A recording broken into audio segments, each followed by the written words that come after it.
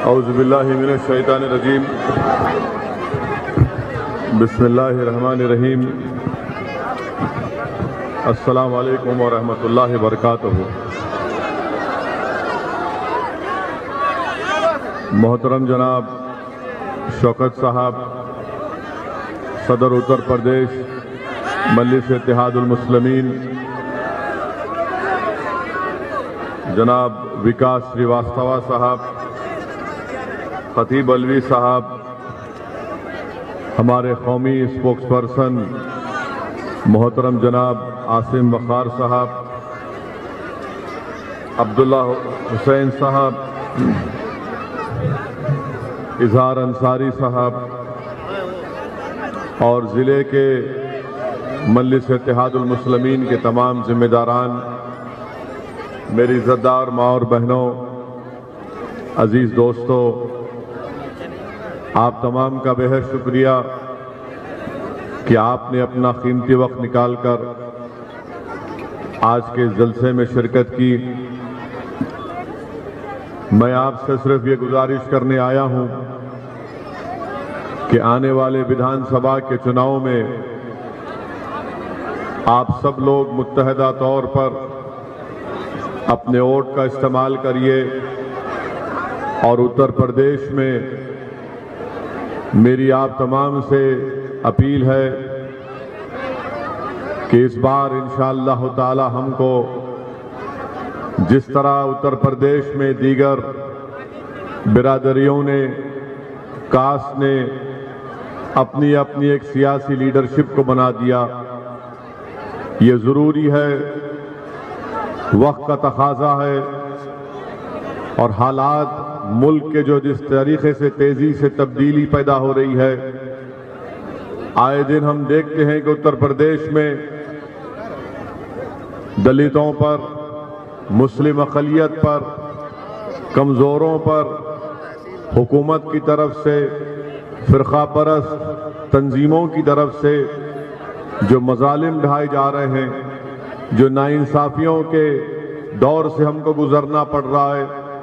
मेरे अजीज़ दोस्तों, मेरे बुज़ुर्गों, मेरी इज़्ज़तदार माँ और बहनों, मेरी आपसे गुजारिश है कि उत्तर प्रदेश में मुसलमानों को अपनी एक सियासी लीडरशिप बनाना ज़रूरी है और ये लीडरशिप जब आपकी दुआओं से, आपके वोट से बनेगी तो यकीनन भारत मजबूत होगा, उत्तर प्रदेश में मजबूती आएगी, फ़िरक़ा परस्ती में कमी होगी और जो मुसलमानों को उनका हक नहीं दिया जाता, हम उन हुकूक को हासिल कर पाएंगे। तो मेरी आप तमाम से ये अदबन गुजारिश है कि मुत्तहदा तौर पर अपने वोट का इस्तेमाल करिए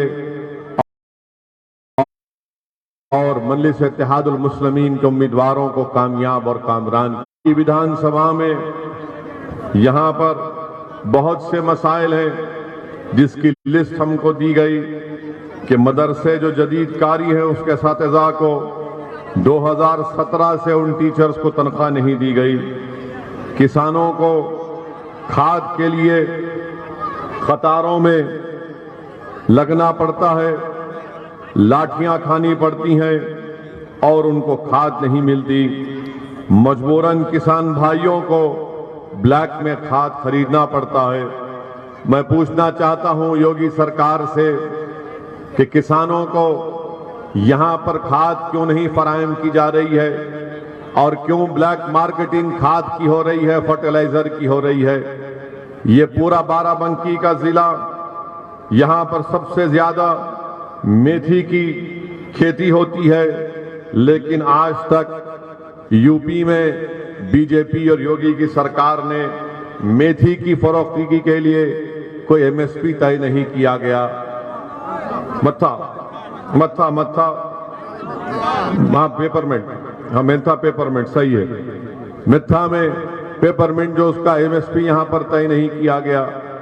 मेरे अजीज दोस्तों और बुजुर्गों, ये आपके विधानसभा के और बाराबंकी जिले के ये मसाइल हैं।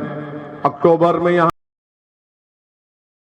पर सरयू नदी के किनारे जितने गांव थे, अक्टूबर में इतनी बड़ी बारिश हुई, आप देखते हैं कि गन्ने की खेत मुतासिर हुई, क्या क्या वहां पर किसानों को तकलीफ नहीं उठाना पड़ा। उसका जो काम था वो काम भी योगी सरकार मुकम्मल नहीं कर सकी। मेरे अजीज दोस्त को बुरी तरह से मुतासिर करके रख दिया गया, बल्कि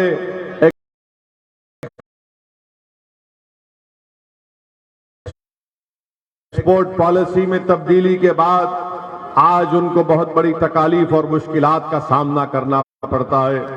मेरे अजीज दोस्तों और बुजुर्गों, हमारे अंसारी भाइयों को आज आप देखते हैं कि बिजली की कीमतों में इतना इजाफा कर दिया गया कि आज वो अपना पावरलूम और हैंडलूम की वो छोटी इंडस्ट्री को भी नहीं चला पाते।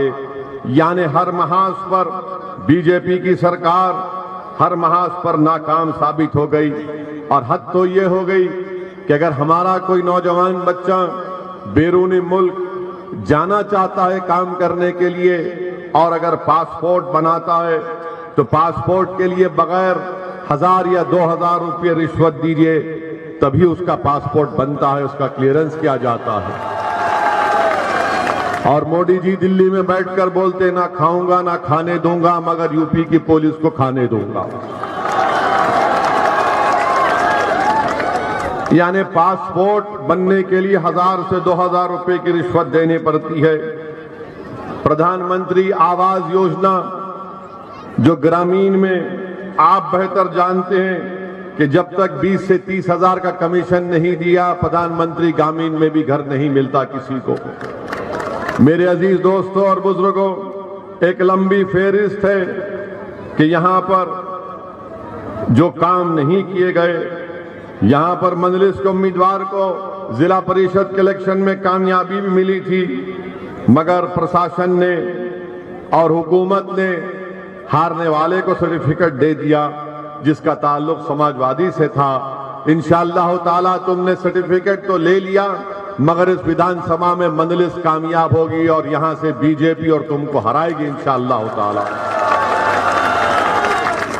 मेरे अजीज दोस्तों और बुजुर्गों, ना सिर्फ ये बल्कि यहां पर जो जिला दवाखाना है वहां पर हमारे महिलाओं को अगर वो प्रेग्नेंट होती हैं, हामिला होती हैं, तो उनको वहां पर कई वैकेंसियां हैं डिस्ट्रिक्ट के अस्पताल में, मगर योगी सरकार उन वैकेंसीज को पूरा नहीं करती। और अगर कभी रात में खुदा ना खास्ता हमारी किसी बहन को अस्पताल जाने की जरूरत पड़ती तो गवर्नमेंट के उस अस्पताल में कुछ नहीं होता, प्राइवेट अस्पताल में जाकर उनका इलाज कराना पड़ता। मेरे अजीज दोस्तों और बुजुर्गों, मेरी इज्जतदार माँ और बहनों, मैं आपको ये भी बताने आया हूं कि पिछले 5 साल से बीजेपी की सरकार है और एक मंसूबाबंद तरीके से बीजेपी ने मुसलमानों में जो हमारे कुरैश बरादरी है और अंसारी बरादरी है, जो मुनकर भाई हैं, उनको माशी तौर पर बर्बाद करने की पॉलिसी बनाई गई। उनको बेरोजगार करने की पॉलिसी बीजेपी बनाती रही। आज आप देखते हैं कि उत्तर प्रदेश में जो कुरैश बरादरी के लोग हैं उन पर गोश्त की पाबंदी लगा दी गई और जो फैक्ट्री स्लॉटर हाउसेस थे उनको बजाय रेगुलाइज किया जाता, उनको परमिशन दिया जाता, उसको बंद करके रख दिया गया, जिससे हजारों की तादाद में रोजगार मुतासिर हुआ है। और फिर हमारे अंसारी भाई हैं, पावरलूम और हैंडलूम का मामला है, एक्सपोर्ट पॉलिसी बदल दी गई और उस एक्सपोर्ट पॉलिसी के बदलने की वजह से और बिजली में उसकी कीमतों में इजाफा करने से आज आप देख रहे हैं कि ये लोग भी आज परेशानी के आलम में अपनी जिंदगी को गुजार रहे हैं। यही बाराबंकी के जैदपुर शहर में वो विधानसभा भी है, वहां का हैंडलूम मशहूर था, मगर आज आप जाकर देखिए सिर्फ 1000 हैंडलूम के बचे हुए हैं, वरना एक जमाने में वहां का जो बनता था कपड़ा वो सारी दुनिया में जाता था। इसका जिम्मेदार कौन है? इसका जिम्मेदार बीजेपी की सरकार है। मेरे अजीज दोस्तों और बुजुर्गों, वहीं पर आप देखते हैं कि पुलिस के जरिए से कस्टोडियल डेथ होती है, उस पर बीजेपी की सरकार कोई हरकत नहीं करती, बल्कि जिम्मेदारी के साथ कह रहा हूं कि अफसोस इस बात का होता है कि अगर कस्टोडियल डेथ में मरने वाले का नाम अगर मुसलमान होता है तो हुकूमत की तरफ से उन पुलिस के अहदेदारों पर कोई कार्रवाई नहीं की जाती। गोरखपुर में गुप्ता साहब को पुलिस कस्टडी में पुलिस के जुल्म से उनकी मौत वाक़ई हो गई, हमने भी उसका कंडेम किया, उसकी मजम्मत की। तो प्रदेश के मुख्यमंत्री गुप्ता परिवार के पास पहुंच जाते हैं, 50 लाख का चेक देते हैं और उसके बाद उन खाती पुलिस वालों को सस्पेंड के साथ गिरफ्तार भी कर लिया जाता है। लखनऊ में एक आलाजाद के बच्चे का गलत तरीके से एनकाउंटर करके उसकी मौत के घाट उतार दिया जाता है, हमने भी उसका कंडेम किया, मगर वो बच्चा आलाजाद का था, इसीलिए मुख्यमंत्री ने उन पुलिस वालों को सस्पेंड के साथ गिरफ्तार भी कर दिया। मगर अब यही बीजेपी की सरकार में अल्ताफ नामी बच्चे को कासगंज की पुलिस स्टेशन में उसको लाया जाता है, इसलिए लाया जाता है पुलिस की तरफ से कासगंज की कि उस पर एक इल्जाम लगा दिया गया कि वो किसी एक बच्ची को लेकर भागा था। और जब अल्ताफ को कासगंज के पुलिस स्टेशन में लाया गया, मेरे अजीज दोस्तों और बुजुर्गों, 24 घंटे से कम वक्त में उसकी लाश को उसके वालिद के हवाले कर दिया गया, ये कहकर के अल्ताफ ने कासगंज के पुलिस स्टेशन के बैतुल खला में टॉयलेट में एक 2.5 फीट की नल की टूटी से अपने किसी कपड़े के तागे को निकालकर खुदकुशी कर ली। मेरे अजीज दोस्तों और बुजुर्गों, मालूम ये हुआ कि अल्ताफ की खुदकुशी उस नल के टूटी से नहीं हो सकती 2.5 फीट की। उसका वालिद खुद पुकार पुकार कर कहता रहा कि मैंने पुलिस के बोलने पर अपने बेटे को पुलिस स्टेशन लेकर गया। आप बताइए कि पुलिस स्टेशन में अल्ताफ को मार दिया जाता है और कोई एक्शन नहीं लिया जाता सिवाय इसके कि उनका ट्रांसफर कर दिया गया या उनका सस्पेंशन हो जाता है।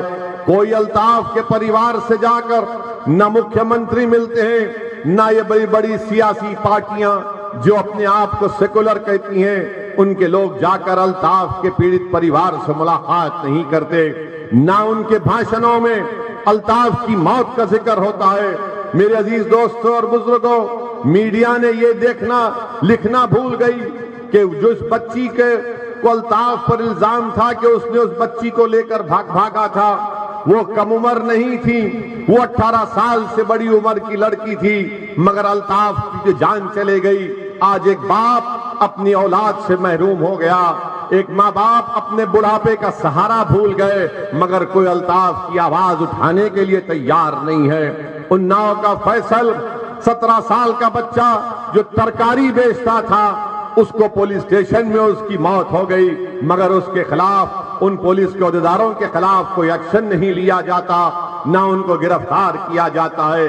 आखिर क्या बात है कि अगर मरने वाले का नाम मुसलमान है तो कोई सियासी जमात बशमूल बीजेपी और दीगर सियासी जमातें उस पर रिएक्ट नहीं करती। आखिर ये कौन सी सियासत है कि इंसान तो इंसान है, मरने वाला जान चले जाती है, मगर मौत भी जब होती है तो देखा जाता है कि उसका ताल्लुक किस समाज से है, किस मजहब से है, और उसी के मुताबिक वो तमाम पार्टियां अपना अपनी बात करती हैं। मेरे अजीज दोस्तों और बुजुर्गों, ये नाइंसाफी का सिलसिला है, ये जुल्म है, और इस जुल्म का खात्मा आप उसी वक्त कर पाएंगे जब आप अपनी एक सियासी क़यादत को मजबूत करेंगे, अपनी पॉलिटिकल लीडरशिप को मजबूत करेंगे। याद रखो उत्तर प्रदेश के मेरे मुसलमानों, अगर तुम इस जुल्म का खात्मा करना चाहते हो तो सियासी ताकत बनो। मेरे पास कोई जादू की छड़ी नहीं है, मगर मैं तुमसे जो कुछ कह रहा हूं पूरे इखलास के साथ आपके सामने ये कह रहा हूं कि उत्तर प्रदेश हो या भारत हो, यहां पर हमको अगर अपने मसाइल को हल करना है, जमहूरियत और भारत का संविधान आपको इस बात की इजाजत देता है कि आप अपने वोट से अपने कैंडिडेट को कामयाब करें। उत्तर प्रदेश के मुसलमानों, क्या तुमने नहीं देखा कि कैसे समाजवादी ने यादवों को मुत्तहिद किया और समाजवादी पार्टी के बाप और बेटे मुख्यमंत्री बन गए? उत्तर प्रदेश के मुसलमानों, क्या आपने नहीं देखा कि कैसे काशीराम ने अपनी जिंदगी को अपने दलित समाज को उठाने के लिए लगा दी? आज उस समाज का एक नहीं कई मर्तबा बहन जी उसकी मुख्यमंत्री बन गई उत्तर प्रदेश की। उत्तर प्रदेश के मुसलमानों, क्या तुम नहीं देख रहे हो कि उत्तर प्रदेश में ठाकुरों की एक सियासी ताकत है? उत्तर प्रदेश के मुसलमानों, क्या तुम ये नहीं देख रहे हो कि ब्राह्मण समाज की एक सियासी ताकत और अहमियत है? उत्तर प्रदेश के मुसलमानों, क्या तुम नहीं देख रहे हो कि राजभर और बनियों की एक सियासी ताकत है? उत्तर प्रदेश के मुसलमानों, बताओ क्या कुर्मियों की ताकत नहीं है? ये बाराबंकी का जिला है, यहां पर समाजवादी के एक बहुत बड़े बेनी प्रसाद वर्मा लीडर होते थे। क्या बेनी प्रसाद वर्मा ने अपनी जिंदगी नहीं लगा दी यहां पर कुर्मी समाज को उठाने की और उनकी सियासी ताकत दिखाने के लिए? बताओ उत्तर प्रदेश के मुसलमानों, तुम 19% हो और उसके बावजूद भी ना तुम्हारी वोट की अहमियत, ना तुम्हारी जान की कीमत, ना तुम्हारे मसाइल का हल, ना नौजवानों के लिए रोजगार का कोई मसला। पुलिस का जुल्म होता है तो कोई आवाज नहीं उठाता। उत्तर प्रदेश के मुसलमानों, अगर ये तमाम मसाइल की आपको शिकायत है तो मेरी आपसे गुजारिश है कि मर्ज का इलाज हमारे पास है। ये मर्ज का इलाज हमारे पास है और उस मर्ज का इलाज ना समाजवादी पार्टी के पास है, ना कांग्रेस के पास है। इस मर्ज का इलाज, ये मर्ज याद रखो, ये मर्ज बहुत बढ़ चुका है, ये मर्ज, ये डिजीज बहुत बढ़ चुकी है। अब इस मर्ज का इलाज करना है। इलाज आप कैसे करेंगे? जज्बाती तकारीर से नहीं, नारों से नहीं, थाली मार कर नहीं, बल्कि अपनी पार्टी के उम्मीदवारों के हक में वोट देकर, उनको विधायक बनाकर, उनको असेंबली में भिजाकर, उनको सांसद बनाकर, पार्लियामेंट में भिजाकर, इस मर्ज का इलाज सिर्फ यही है कि मुत्तहिद हो जाइए, अपने वोट से अपने पार्टी को और अपने कैंडिडेट्स को कामयाब करिए। बेनी प्रसाद वर्मा ने जिंदगी लगा दी अपने कुर्मी समाज को उठाने के लिए। आज उत्तर प्रदेश में कुर्मी समाज को इज्जत की निगाहों से देखा जाता है। बताओ उत्तर प्रदेश के मुसलमानों, तुम्हारी जान की कीमत नहीं, तुम्हारी वोट की अहमियत नहीं, तुम्हारे कोई मसाइल को हल नहीं किया जाता। और जब कभी चुनाव आते, अब आ रहा है विधानसभा का चुनाव, तो ये हमारे कौम में जो दल्लाल हैं, जिनको आप दल्ले कहते हैं, ये तमाम के तमाम दल्ले आएंगे और उत्तर प्रदेश के मुसलमानों से कहेंगे ये हमारी जिंदगी और मौत का इलेक्शन है। कहेंगे, कहते हैं ना कि हमारी जिंदगी मौत का इलेक्शन है। मुसलमानों, क्या 2014 का इलेक्शन जिंदगी मौत का नहीं था? क्या 2007 का विधानसभा का चुनाव जिंदगी मौत का नहीं था? क्या 2002 का विधानसभा का चुनाव जिंदगी मौत का नहीं था? क्या 2017 का चुनाव जिंदगी मौत का नहीं था? क्या 2019 का चुनाव जिंदगी मौत का नहीं था? याद रखो उत्तर प्रदेश के मुसलमानों, मेरी बात तुमको कड़वी लगती होगी, मगर सच्चाई को बयान कर रहा हूं इसलिए कड़वी लगती होगी। सच्चाई यह है कि कुर्मी समाज से कोई जाकर नहीं कहता कि अगर तुम कुर्मी कैंडिडेट को वोट नहीं दोगे तो जिंदगी और मौत का मामला हो जाएगा। कोई यादवों को जाकर नहीं कहता कि अगर तुम यादव को वोट नहीं दोगे तो जिंदगी और मौत की बात हो जाएगी। कोई ब्राह्मण समाज के लोगों को जाकर नहीं कहता कि वोट नहीं दोगे तो जिंदगी और मौत की बात हो जाएगी। कोई ठाकुरों से जाकर नहीं कहता कि अगर ठाकुर को वोट नहीं दोगे तो जिंदगी और मौत की बात हो जाएगी। कोई राजभरों से जाकर नहीं कहता। आखिर उत्तर प्रदेश में 19% मुसलमानों को क्यों डराया जाता है मौत से? क्यों डराया जाता है कि चुनाव आ गए, जिंदगी और मौत का बात हो गई? असदुद्दीन अवैसी आता उत्तर प्रदेश को, मैं यहां पर अपनी मकबूलियत के लिए नहीं आया हूं, मैं यहां पर अपनी अना की तस्कीन के लिए नहीं आया हूं, मैं यहां पर अगर आया हूं तो इन जालिमों के जुल्म को देख कर आया, वरना मैं नहीं आता हैदराबाद से। मैं नहीं आता हैदराबाद से और आपसे वादा कर रहा हूं कि अल्लाह सुब्हाना व तआला जब तक मुझे जिंदा रखेगा मैं उत्तर प्रदेश में आता रहूंगा, चुनाव लड़ता रहूंगा और आपकी आवाज को, आपके मसाइल को उठाता रहूंगा।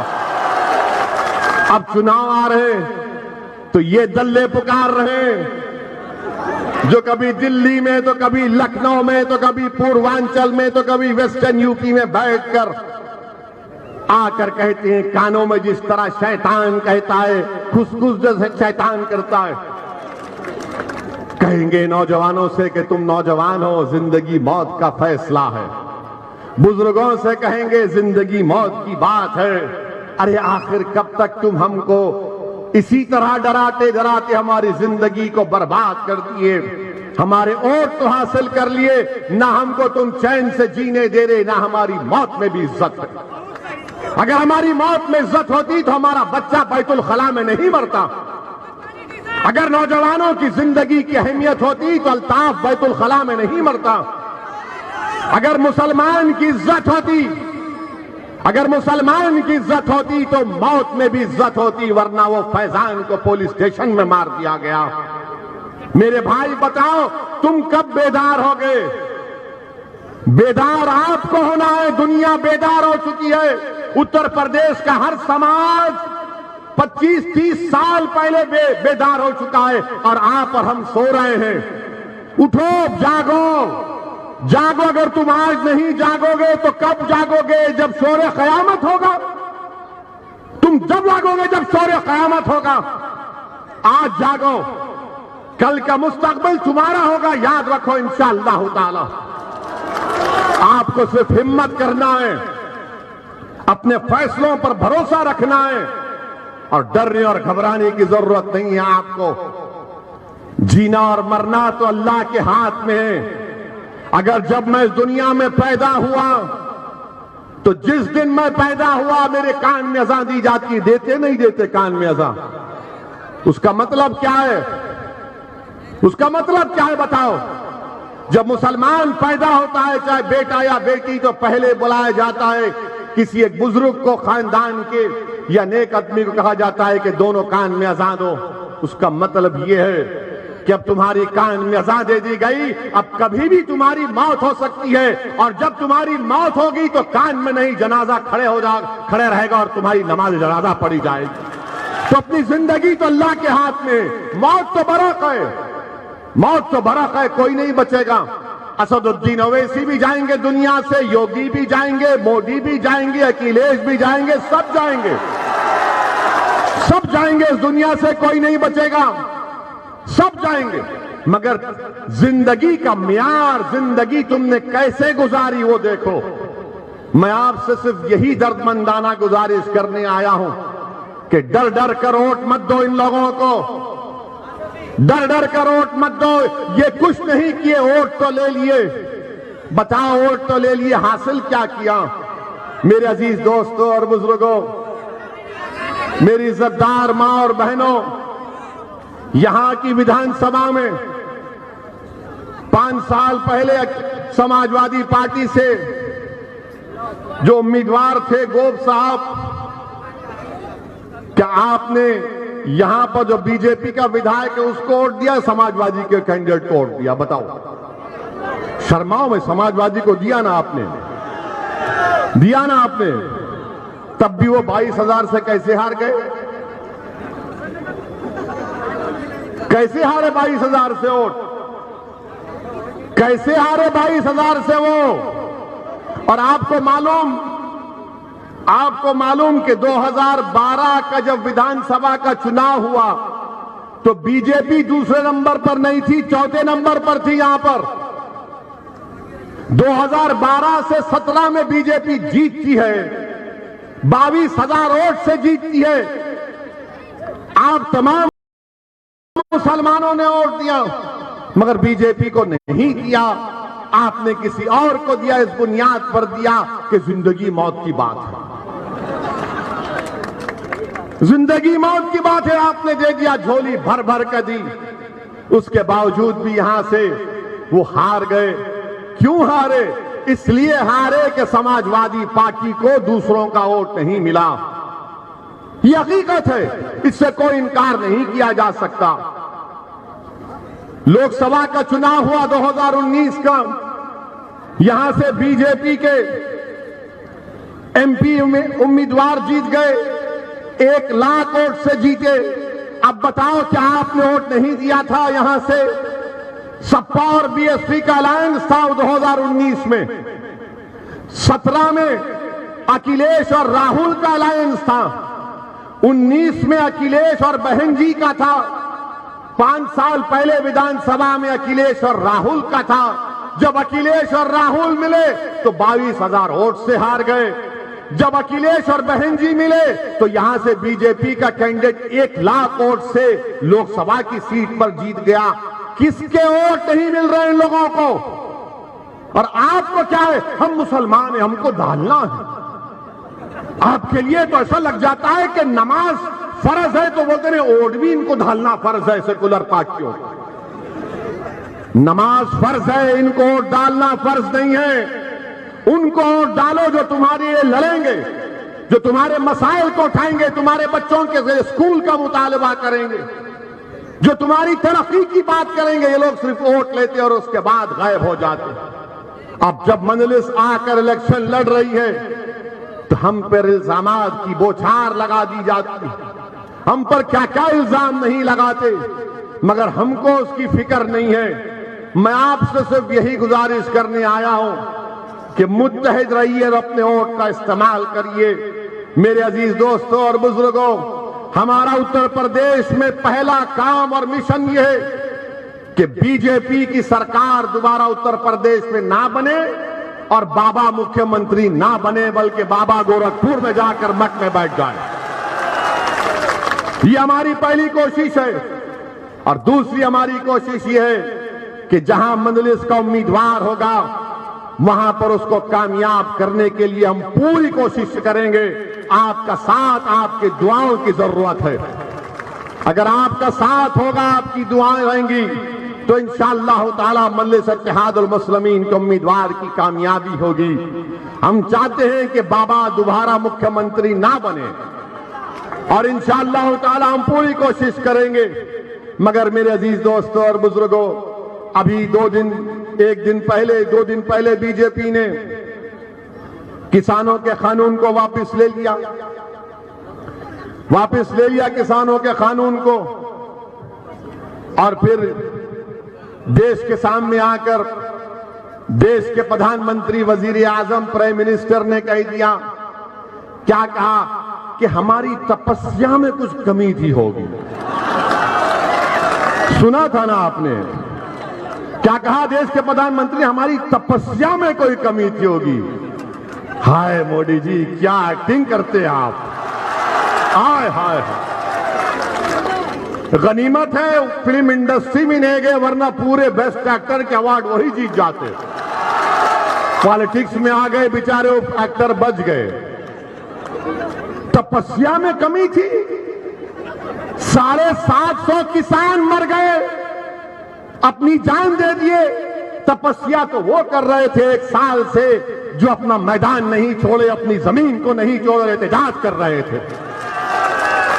मोदी जी, आपको हमेशा अपने आप को हीरो बनाने का बड़ा शौक है। माने हर चीज अपने पे ले लेते हैं। मैंने तपस्या में कमी थी हमारी। कौन सी तपस्या आपकी? आप तो 300 एमपी के ऊपर गलत काला कानून बना दिए। जब किसानों ने कबूल नहीं किया, आपने उन किसानों पर क्या क्या इल्जाम नहीं लगाया? खालिस्तानी है, ISI के हैं, पैसा आता है, बकवास, सब अनाप शनाप। और उसके बाद देख लिया कि मेरी इमेज में कमी आ रही है, मेरे खिलाफ ये मोदी ने महसूस कर लिया कि मुझे किसानों का दुश्मन करार दे रहे हैं। तो मोदी ने 24 की तैयारी के लिए कानून को वापस ले लिया। 2024 के चुनाव के लिए आज मोदी ने उस कानून को वापस ले लिया। और ये इनकी तैयारी है। और बोल रहे कि मेरी तपस्या में कमी। क्या तपस्या किया? 700 किसान मर गए। और फिर कोई इनका बीजेपी का कोई मंत्री कहता है कि कानून है, जुड़ते हैं, बनते हैं, फिर बनाएंगे, किसानों के साथ हम पूरे रोड पर निकल कर आकर ठहरेंगे इंशाअल्लाह ताला। मेरे अजीज दोस्तों और बुजुर्गों, ये बीजेपी के कारनामे, बेरोजगारी भारत के नौजवानों का मुकद्दर बन गया। 6% अनएम्प्लॉयमेंट है। उत्तर प्रदेश की विधानसभा में मंत्री खड़े होकर कहता है कि उत्तर प्रदेश की बेरोजगारी के अनएम्प्लॉयमेंट रजिस्टर में 36 लाख नौजवानों के नाम लिखे हैं। 36 लाख जिनको रोजगार चाहिए। आपने लॉकडाउन किया, बर्बाद कर दिया, जीएसटी किया, बर्बाद कर दिया, नोटबंदी की, गरीब बर्बाद हुआ, दौलतमंद को कुछ नहीं हुआ। अब एक और खुशखबरी, देश के प्रधानमंत्री देश से कह रहे हैं कि अगर कपड़ा खरीदोगे, जूता पहनोगे तो महंगाई कर दी, उसमें भी जीएसटी बढ़ा दिया। जूता और कपड़े पर जीएसटी बढ़ा दिए। अरे कितना खून चूसोगे आप? पेट्रोल डीजल आसमानों को छू रहा है कीमतें, अब कपड़े और जूते पर भी जीएसटी बढ़ा दिया गया। मगर बीजेपी का वोटर क्या करेगा? आप वो बीजेपी का वोटर अब क्या करेगा ये देखना पड़ेगा। मगर मैं आपसे अपील कर रहा हूं कि आप अपनी सफों में इत्तेहाद को पैदा करिए। हम पर इल्जाम लगा, इसी बाराबंकी में आज से 1 महीना पहले हमारा जलसा हुआ, जिसमें हमने बाराबंकी में जहां पर मस्जिद थी जिसको शहीद कर दिया गया था, हमने उसके बारे में बात की तो योगी सरकार ने हम पर मुकदमा लगा दिया।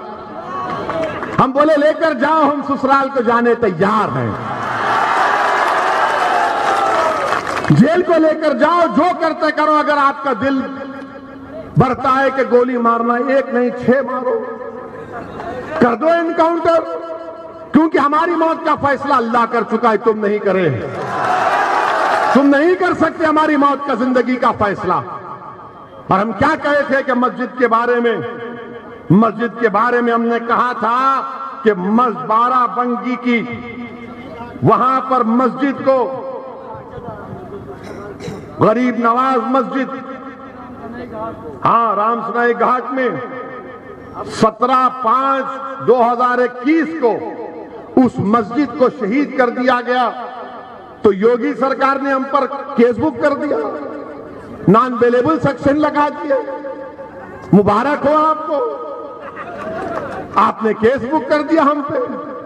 हम तो इंतजार में थे कि आप हमको ले जाकर अपना मेहमान बना लेते अपने दामाद को, मगर आपने नहीं किया। और हम पर इल्जाम लगाया कि ओवैसी ने झूठ कहा। अच्छा, हमने झूठ कहा ना, अब आप तुमको अंग्रेजी में बोल रहे हैं, कोर्ट के डॉक्यूमेंट से पढ़कर सुना रहे हैं। बाबा सुन लो जरा, हाई कोर्ट का ऑब्जर्वेशन क्या था? हाई कोर्ट ने कहा, from the averments made in the contempt petition as also the submission advance, prima facie it appears that the demolition of the mosque in question on 17/5/2021 by the respondent number 2 station house officer Ramsnahi Ghat Tehsil and district Barabanki as stated is in violation of direction number 4 and 5 of the order dated 22/4/2021। अब ये बताओ आप, हम झूठ बोले? हम झूठ बोले? मस्जिद को आपने शहीद कर दिया। अच्छा, कोई समाजवादी का नहीं बोला मस्जिद शहीद हुई तो, कोई कांग्रेस का नहीं बोला, हम ही बोले, क्योंकि हमारी मस्जिद है। इनको क्या करना है? इनको तुम्हारे वोट से मतलब है, इनको मस्जिद से मतलब ना थी ना कभी है। इनको मुसलमानों के बच्चों के स्कूल से मतलब नहीं है, तालीम से मतलब नहीं है, बच्चियों के लिए डिग्री कॉलेज से मतलब नहीं है, अंसारियों के पावर लूम से मतलब नहीं है, कुरैशियों के कारोबार से मतलब नहीं है, मुसलमानों से कोई मतलब नहीं है। मतलब है तो तुम्हारे वोट से सिर्फ, क्योंकि जिंदगी और मौत का बात है। मस्जिद जिंदगी और मौत नहीं है हमारे लिए। मस्जिद तो इबादत गाह है ना हमारी, बगैर किसी वजह के आपने किया, कोर्ट ने कहा, मगर केस हम पर बुक हुआ और आपसे कहा जा रहा है वोट इनको दो। मेरे अजीज दोस्तों और बुजुर्गों, मेरी आपसे गुजारिश है कि आप एक अच्छा फैसला लीजिए। और डालना आपका अख्तियार है, वो आपका जमहूरी अख्तियार है, मगर हमारा काम आपसे गुजारिश करना है, आपको समझाना है, आपको बतलाना है। और ये बार बार इस बातों में मत जाइए, ये कहेंगे आकर आपसे कि ओवैसी आया है तो बीजेपी जीत जाएगी। अरे भैया, हम नहीं लड़े यहां से तो कैसे 22,000 वोट से बीजेपी जीत गई? हम लोकसभा का चुनाव नहीं लड़े, कैसे जीत गई बीजेपी? जब नहीं बोलेंगे, समाजवादी पार्टी के अखिलेश यादव के परिवार के 3 लोग इलेक्शन हार गए, कोई नहीं बोलता। कैसे हारे वो? मुलायम सिंह यादव साहब, इनके बारे में क्या कहूं मैं? अगर बेनी प्रसाद वर्मा ने मुलायम सिंह और समाजवादी पार्टी के बारे में जो बातें कही हैं, तो समाजवादी पार्टी के लोगों की आज की रात की नींद हराम हो जाएगी। इतनी बातें बेनी प्रसाद वर्मा ने इन समाजवादी पार्टी और मुलायम सिंह के बारे में कही थी। मगर मेरे अजीज दोस्तों और बुजुर्गों, हम आपसे ये अपील करने आए हैं कि मुत्तहिदा तौर पर अपने वोट का इस्तेमाल करिए, डरने और घबराने की जरूरत नहीं है। और हम मोदी जी को भी बताना चाहेंगे, बीजेपी को बताना चाहेंगे कि जिस तरह आपने ये तमाम किसानों के लिए ये 3 कानूनों को, कृषि कानूनों को वापस लिया, हम आपसे इस बात का डिमांड करते हैं कि CAA कानून को भी वापस लिया जाए। क्या आपको मंजूर है? क्या आपको मंजूर है कि CAA का कानून वापस लिया जाए? अरे अगर है मंजूर तो कहो मंजूर, ताकि मालूम हो जाए मोदी जी को, वरना बोलेंगे मैं ही तपस्या किया था खाली। CAA का कानून वापस लेना चाहिए। क्यों लेना चाहिए? क्योंकि वो संविधान के खिलाफ है। वो संविधान जिसको बाबा साहेब अम्बेडकर ने बनाया था, जिसमें मजहब की बुनियाद पर कानून नहीं बनाया जा सकता, बीजेपी ने मजहब की बुनियाद पर भारत के संविधान में फंडामेंटल राइट टू इक्वालिटी, ये बराबरी का हक एक फंडामेंटल राइट है। उस कानून, उस फंडामेंटल राइट के खिलाफ कानून बनाया गया। और हम मुतालबा करते हैं कि CAA कानून को भी वापस लिया जाए। हमसे मीडिया वाले पूछ रहे हैं कि अगर नहीं करे तो क्या करेंगे? अगर NPR और NRC का कानून बनाएंगे तो हम दोबारा रोड पे निकलेंगे, यहीं पर भी शाहीन बाग बनेगा इंशाअल्लाह ताला। याद रखो आप, हम खुद आएंगे यहां पर।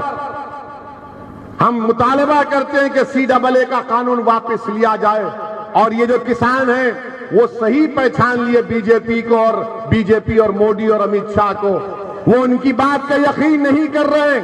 वो ये कह रहे हैं कि जब पार्लियामेंट शुरू होगा, जब पार्लियामेंट में बिल आएगा तो हम फैसला करेंगे।